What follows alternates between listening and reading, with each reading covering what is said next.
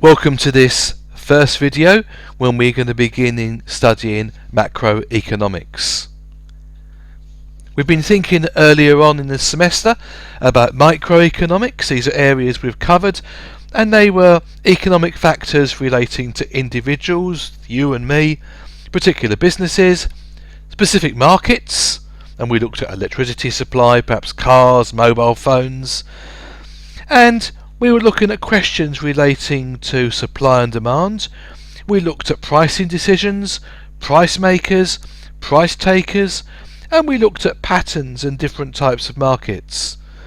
And we saw that most of the time we saw changes were made due to competition for scarce resources, often money, but it could be time or land or raw materials or labour. Now over the next few weeks we're going to be studying macroeconomics, and macroeconomics is a study of economic factors affecting the whole system. The national level, perhaps the UK as a whole, the international level, or it could be a global level, or it could be a super international level, perhaps something like the EU. And we're now going to be looking at things like taxation, employment, performance of the economy, trade, and how government policies might affect the performance in these areas, and most importantly, how they might affect business. Now, one of the reasons we study this module is concerned with the business environment, and the economy is a really important component of the business environment it actually operates in. It's important that we can actually understand how government policy on taxation, on spending, how it impacts the demand for our goods and services. Our primary concern is for the overall state of the economy and how it affects businesses. And we think about the markets that we operate in and the costs that we have, which ultimately affect our profitability. And we think about how government policy may shape demand for employment and how they may change demand for things our business produces. So we think about these macroeconomic concerns, and we're looking at the overall shape of the economy. And in this course we're actually going to be looking particularly at four main macroeconomic concerns or goals.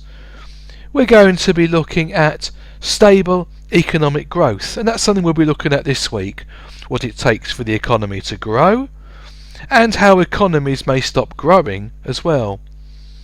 Later on we'll be looking at low unemployment, and this assumption that most economies are looking for low unemployment, but the concerns over employment and unemployment.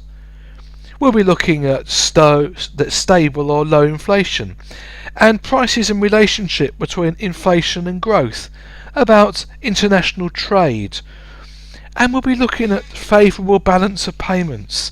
Yes, this thing called balance of payments. All these words here we've come across, may have heard them in the media, but it may be you don't actually understand what they are at the moment, but you will do by the end of the course.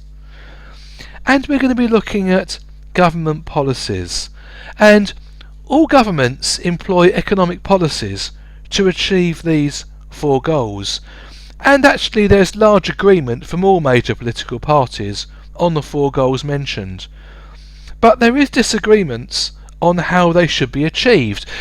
You see, policies might conflict where there's ideological concerns with different policies on how we get there.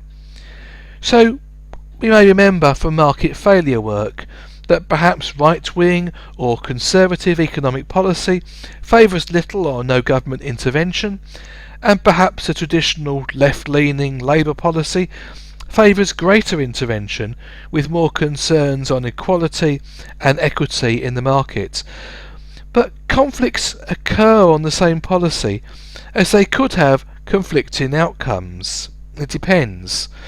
So efforts to increase growth in the economy could be really good, but they could cause inflation, which might not be good.